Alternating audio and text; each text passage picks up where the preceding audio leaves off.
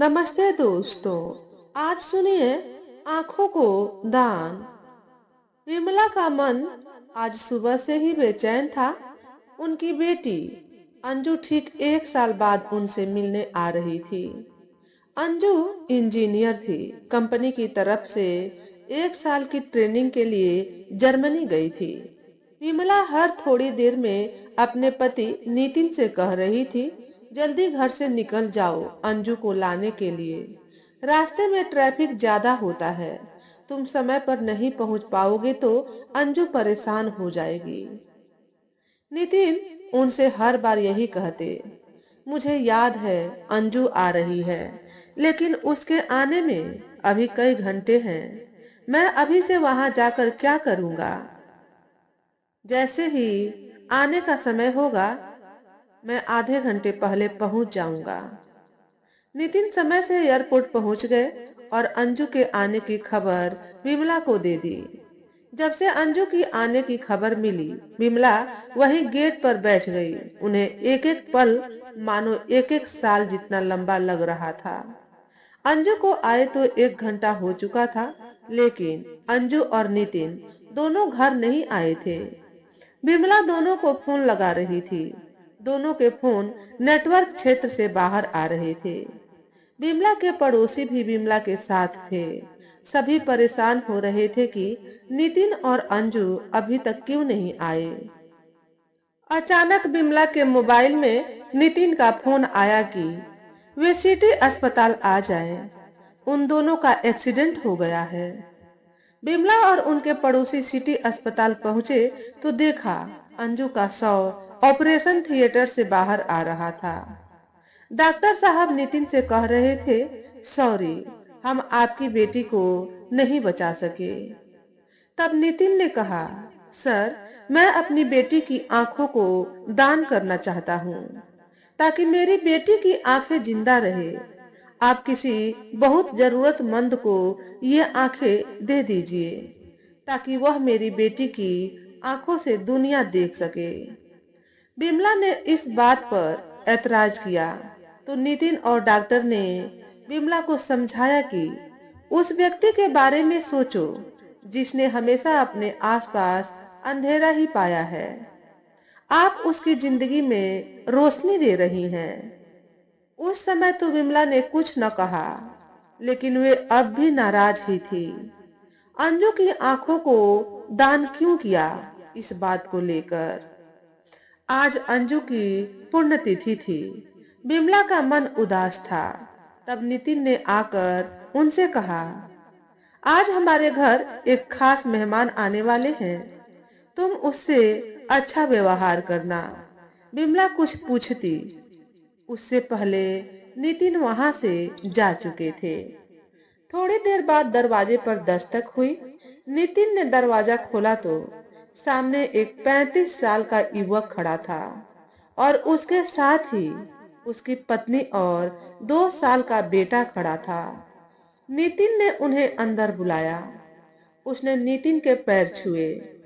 नितिन ने उसे आशीर्वाद दिया और अपने सीने से लगा लिया और कहा, तुम हमेशा मेरे कलेजे का टुकड़ा रहोगे। और उनकी आंखों में आंसू आ गए। उस युवक ने कहा, पापा, मैं आपका बेटा हूँ और आप हमेशा मेरे पापा रहोगे। नितिन उसकी आंखों में ही देखता रहा। इनकी आवाजें सुनकर बिमला भी वहां आ गई। तब उस युवक ने बिमला के पैर छूने चाहे तो बिमला दूसरे कमरे में चली गई।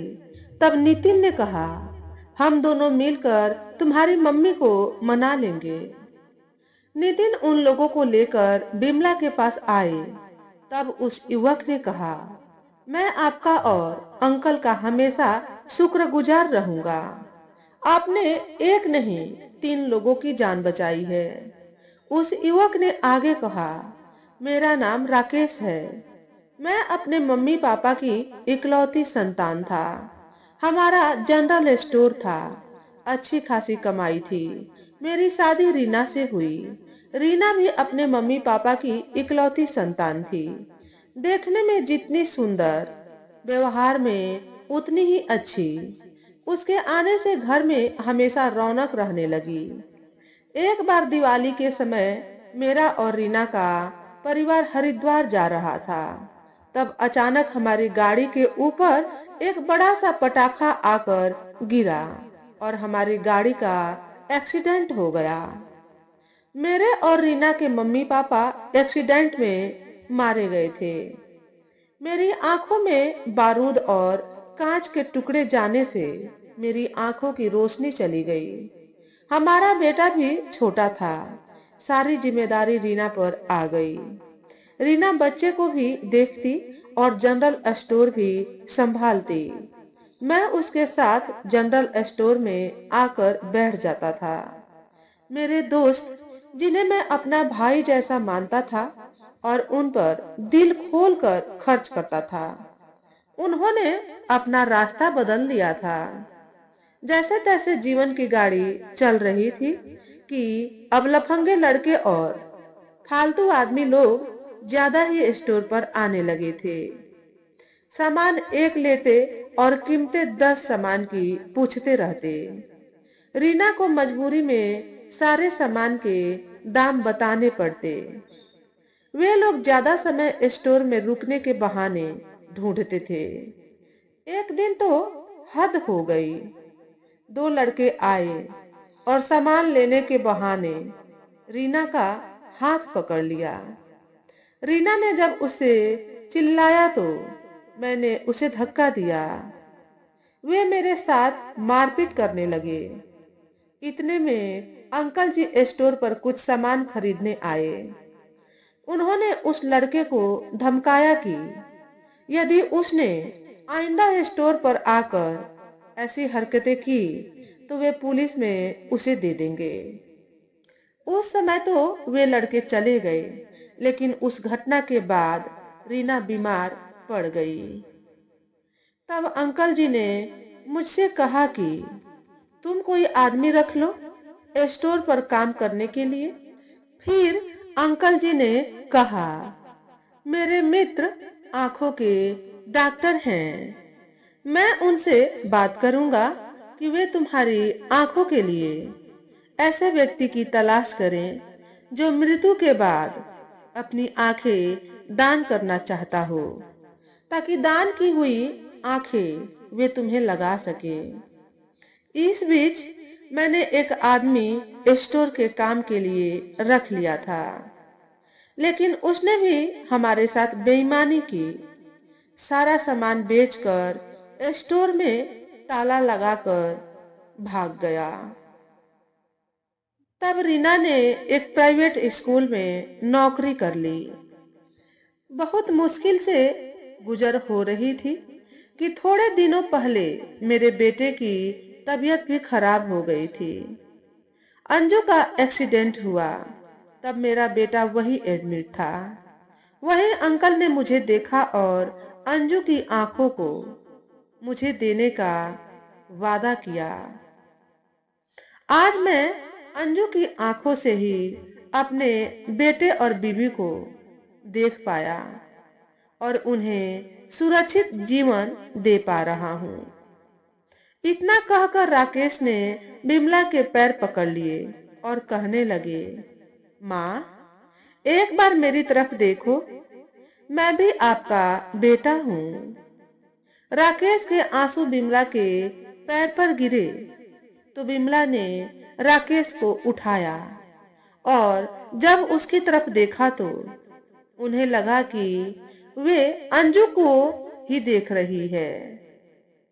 उन्होंने राकेश को गले से लगा लिया। इतने में रीना भी बिमला के पास आ गई और बोली, माँ, आप राकेश की ही नहीं, मेरी भी माँ हो। तब पीछे से रीना का बेटा आ गया और बोला, आप मेरे मम्मी पापा की माँ हो तो मेरी कौन हो? तब पीछे से नितिन ने आकर कहा, ये तुम्हारी दादी माँ है। बिमला ने उन तीनों को गले लगा लिया और कहा, मुझे तुम लोगों ने माँ कहा है तो मेरी एक बात मानोगे? तब रीना ने कहा, माँ, आप आज्ञा तो दो, हम आपके लिए जान तक दे सकते हैं। विमला ने कहा, जान देना नहीं है, बस मेरी जान बनकर मेरे साथ मेरे घर में आकर रहो। अंजू हमेशा कहती थी कि वह हम दोनों को छोड़कर कहीं नहीं जाएगी, इसलिए ही प्रकृति ने तुम्हें मेरे पास भेज दिया। रीना ने कहा, ठीक है माँ, हम लोग कभी भी आपको छोड़कर नहीं जाएंगे। मेरा तो मायका भी यही है और ससुराल भी यही। यह सुनकर बिमला ने अंजू की तस्वीर के सामने खड़े होकर कहा, बेटी, तूने तो मेरी झोली खुशियों से भर दी। आज मुझे बेटे के साथ बहू और पोता भी मिल गया।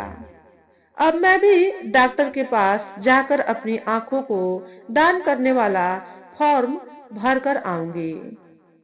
तब नितिन ने कहा, तुम अकेली नहीं, हम सभी जाएंगे, ताकि हमारे मरने के बाद हमारी आंखें जिंदा रहे। सबको खुश देखकर बिमला ने कहा कि यह दिवाली तो मेरे लिए हजारों खुशियां लेकर आई। तो दोस्तों, आज के वीडियो में बस इतना ही। अगर हमारे द्वारा बताई गई कहानी थोड़ी सी भी अच्छी लगी हो तो वीडियो को लाइक और शेयर करें।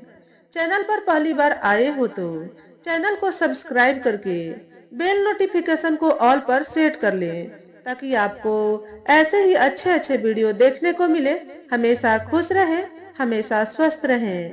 वीडियो देखने के लिए आपका बहुत बहुत धन्यवाद।